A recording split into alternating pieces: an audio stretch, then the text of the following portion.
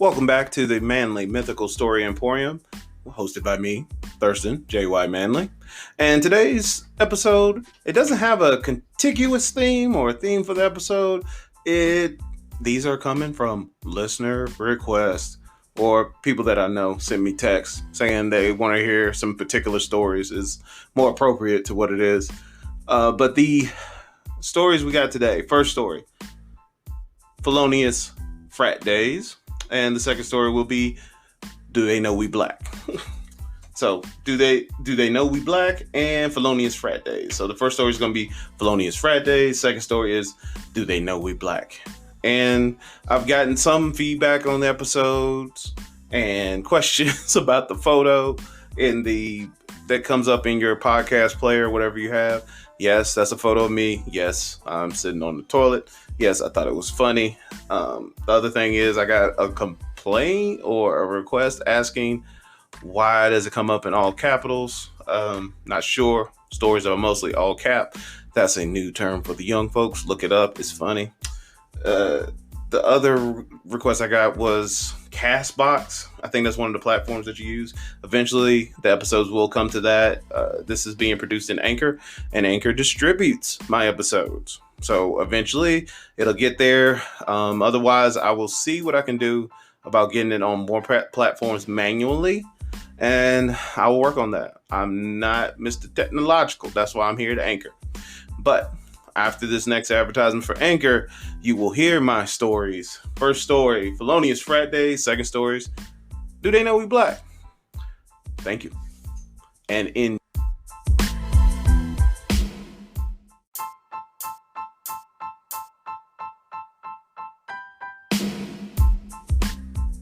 felonious frat days. So it was August of my freshman year, and I was playing football at Guilford College. I was a redshirt freshman. Redshirt meaning that you don't lose a year of eligibility as long as you don't play in any of the games, basically. And as a redshirt, since you don't have to play on Saturday, one of your duties was to manage the recruits. So if any recruits came in, you would do a tour for them or their parents, or you would host them overnight. And it became my turn to host a kid overnight and to help some other people with hosting. And usually you want to show the kids a good time when you host a recruit overnight. Show them that the campus is fun, that there's a lot of things going on.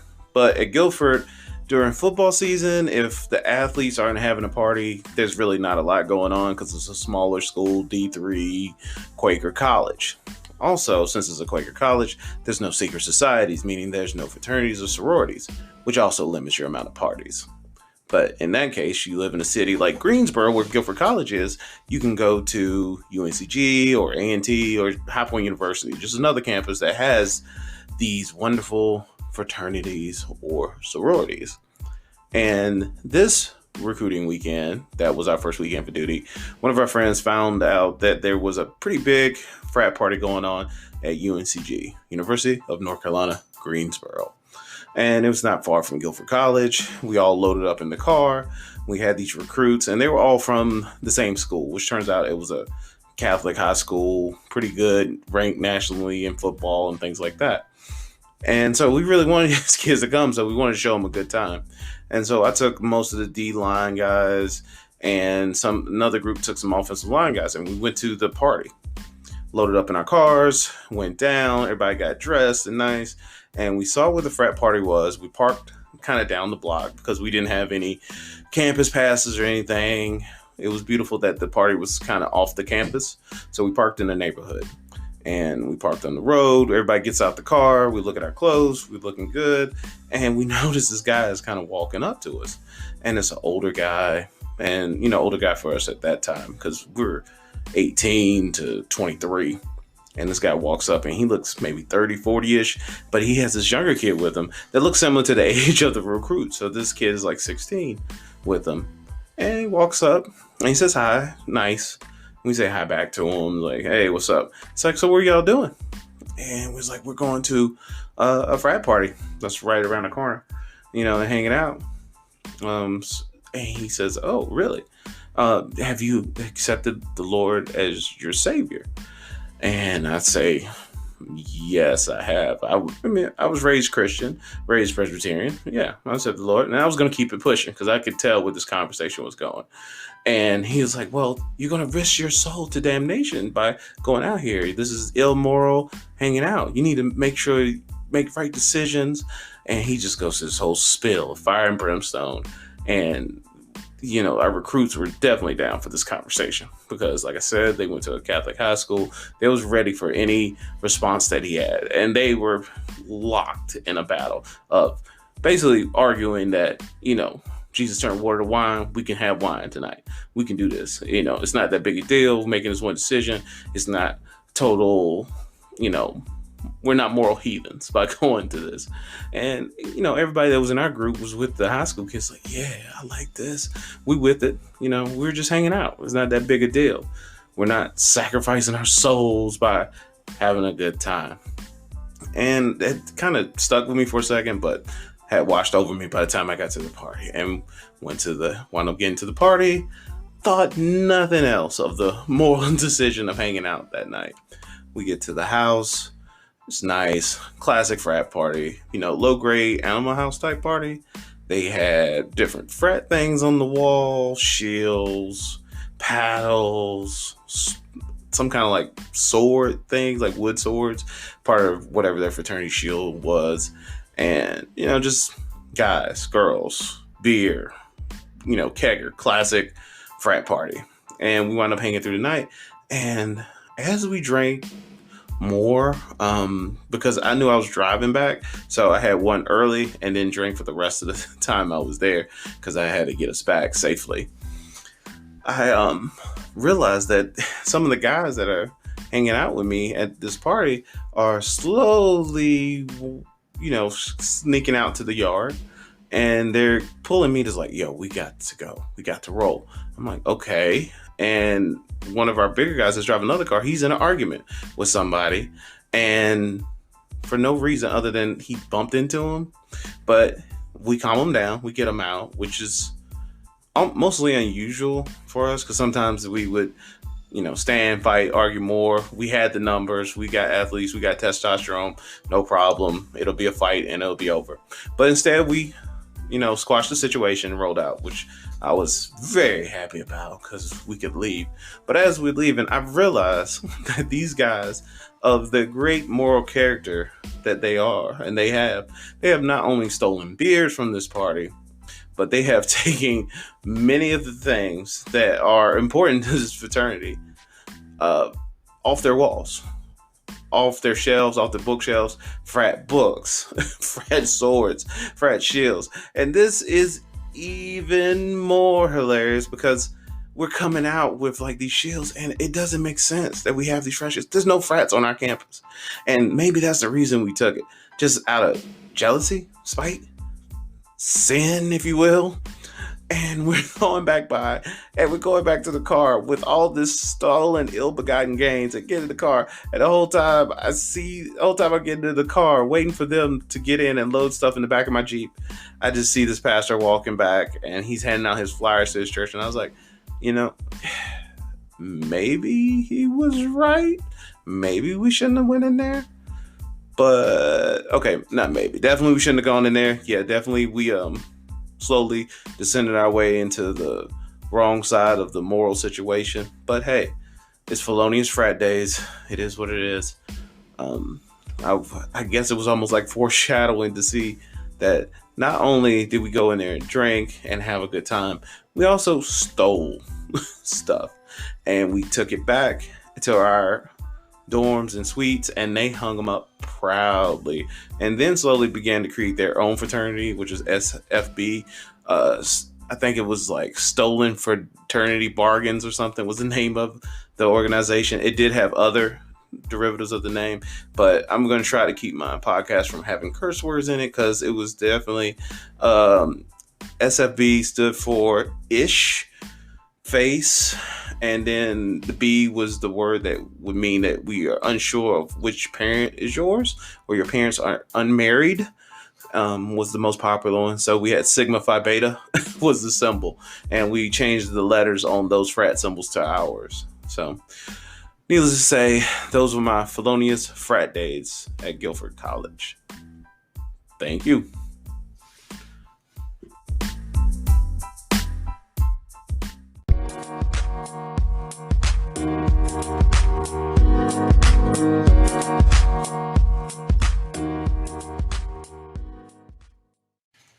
All right, this story is called "Do They Know We Black?"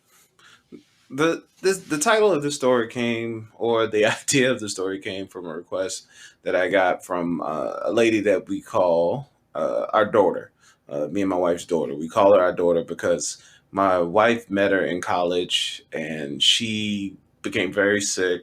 It turns out that she was diabetic and that it was, I think it was news to her that she was diabetic. And so it was quite possible she was going to have a diabetic coma.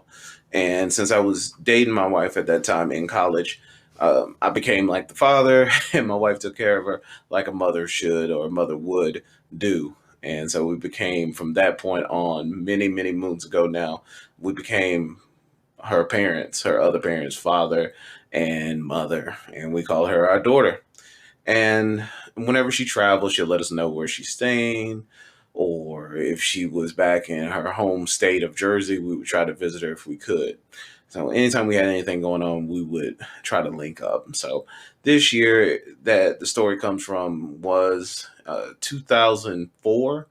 And it was around the time that the Chrysler 300 changed its body style from that pill capsule look to the knockoff Bentley look that everybody loved. Like these cars were getting stolen off of lots, and it was just a very popular car. I thought it was, a good looking car.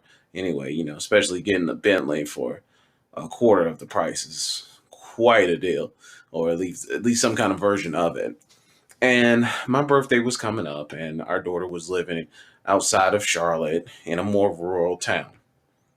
And she invited us to come see her or to pick her up on the way to my birthday celebration.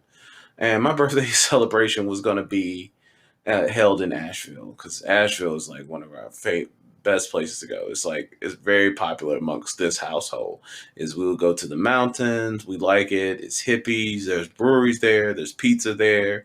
Our church has a camp, I guess you would call it. Yeah, they have a camp or an event center that's in Black Mountain, which is outside of Asheville, and you can get a hotel room there, or you can stay there, or just we send our kids to camp there during the summer, and it's just beautiful. I like it. It's relaxed.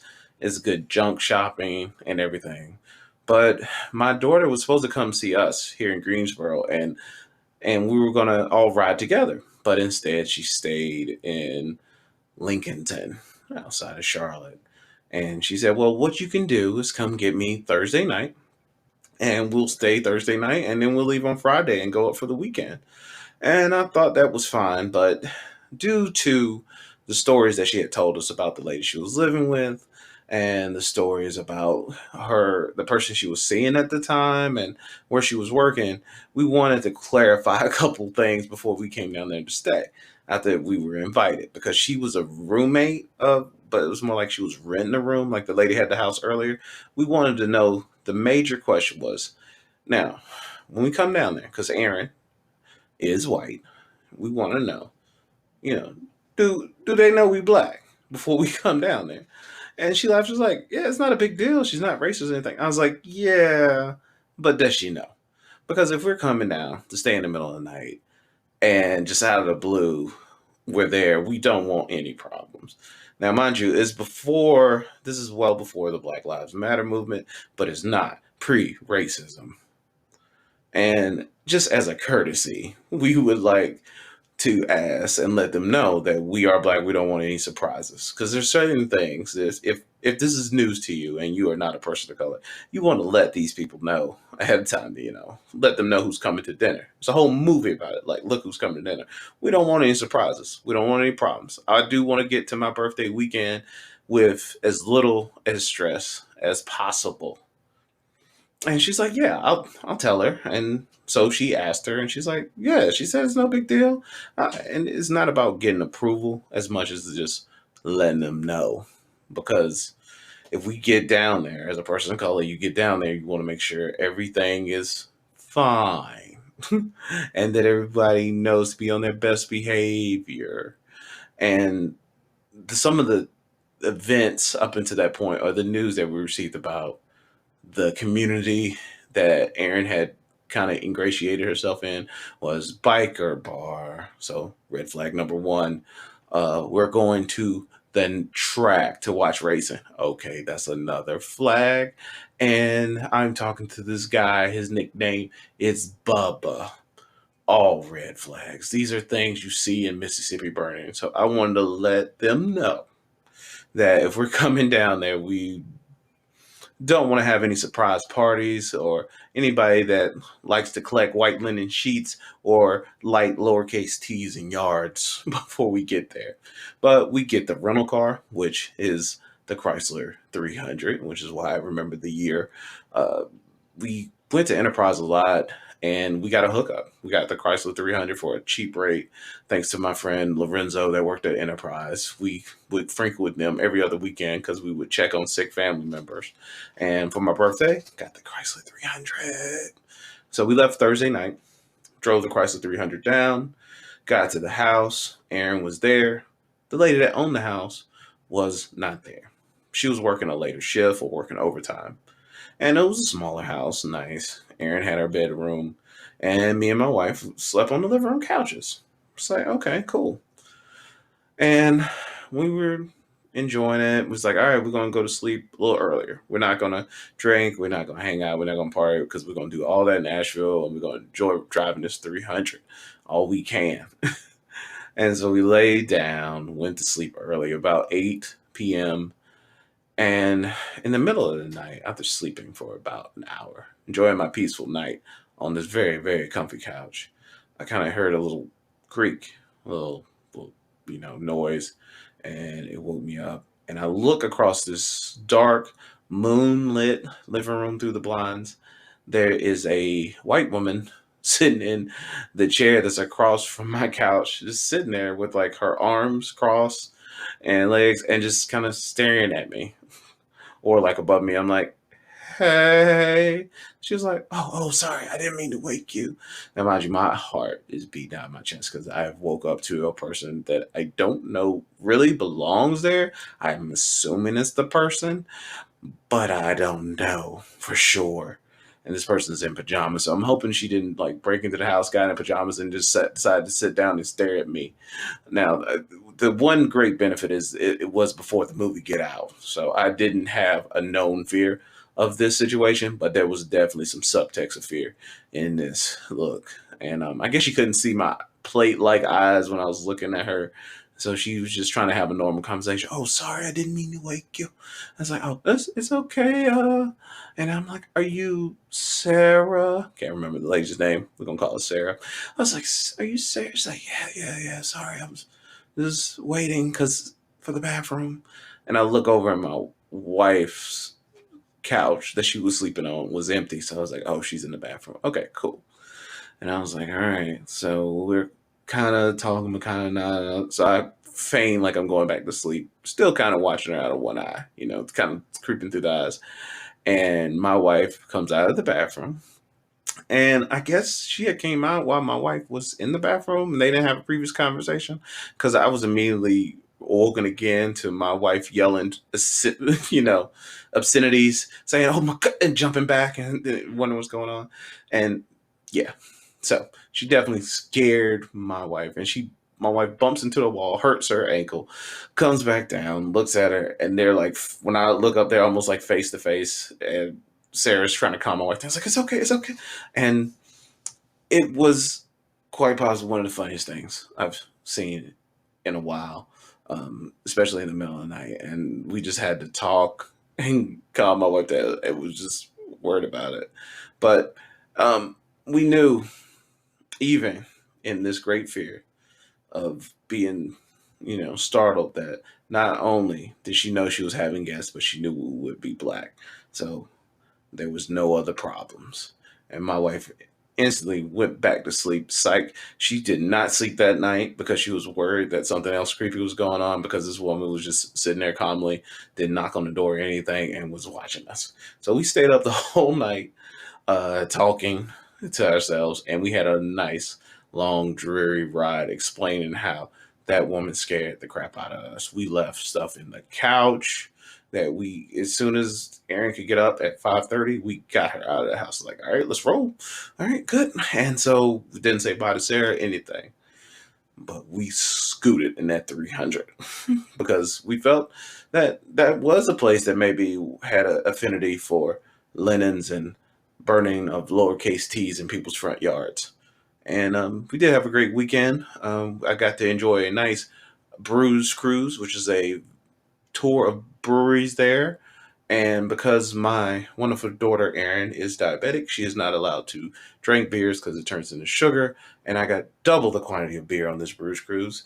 And because there was a reporter on the cruise, I made the cover of the American Citizen and gained the name of Black Mocha Stout from Highland Brewery, where I was eventually shrink wrapped.